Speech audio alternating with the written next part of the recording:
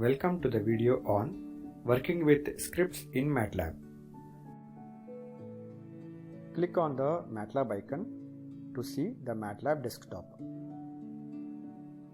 As you all know, this is the default layout of MATLAB desktop.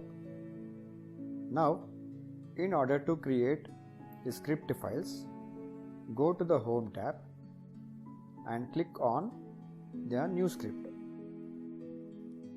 An editor window will be opened. The set of commands written in this editor window can be saved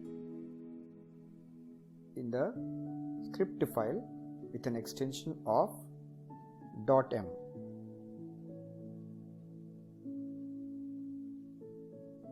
You can see the extension .m here. Now I have saved this script file. Let's start creating the scripts in the MATLAB. Let us write a sample program which can take the required inputs from the user and plot a sine wave. Before starting the script file, I will clear the command window by using the command clc, and I will also clear the workspace so that there is no disturbance from the different variables defined earlier. So I am going to clear all the variables in the command window, and the command close all is going to close the previously opened figure windows.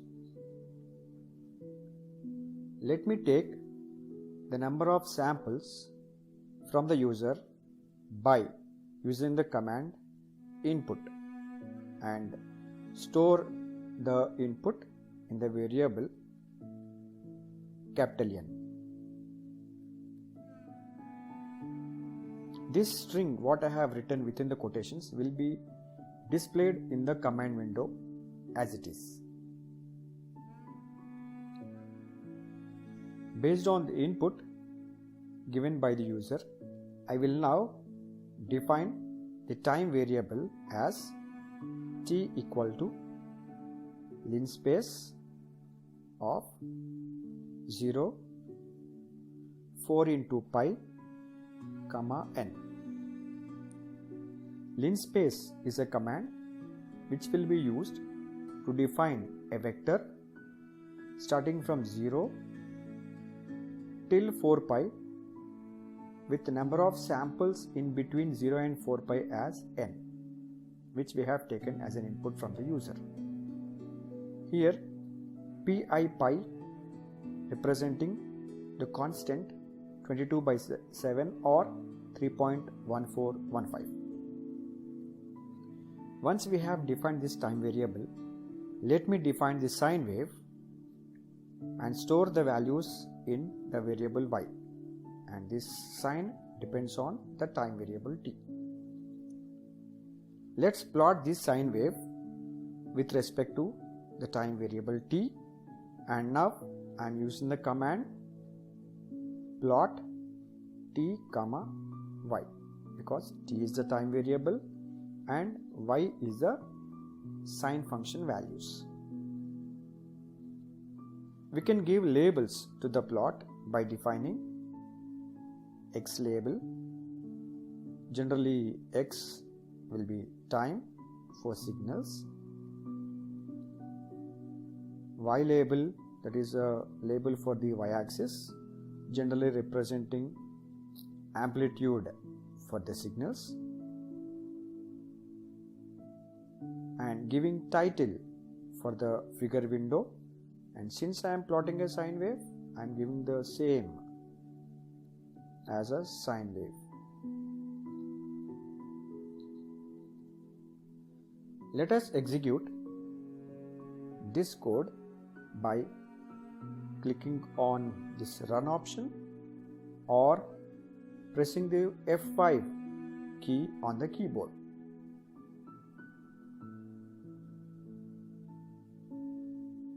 Now you can observe that in command window since we have given the input function here in the script file, it is asking for the number of samples.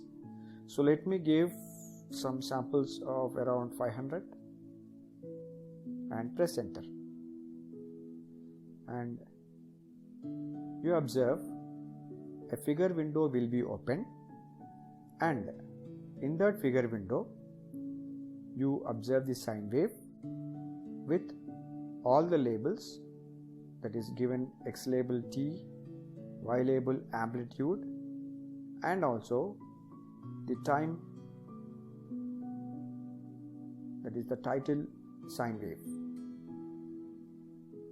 This is a figure window that you see, and here you can see the time variable given, amplitude as a Y label, and the sine wave.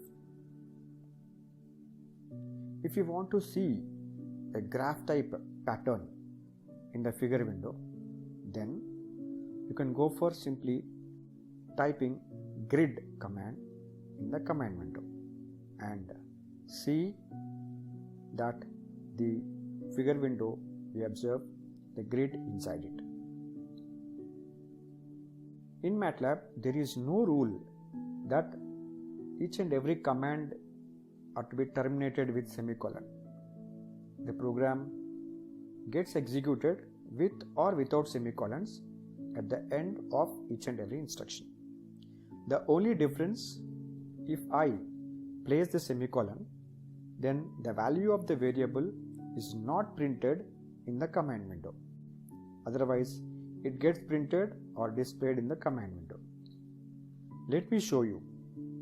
Earlier, when I have executed this code, we observed that the input which we have taken from the user, so that is 500, and since I have placed a semicolon here at the end of this capital N instruction, so there is no display of the value 500.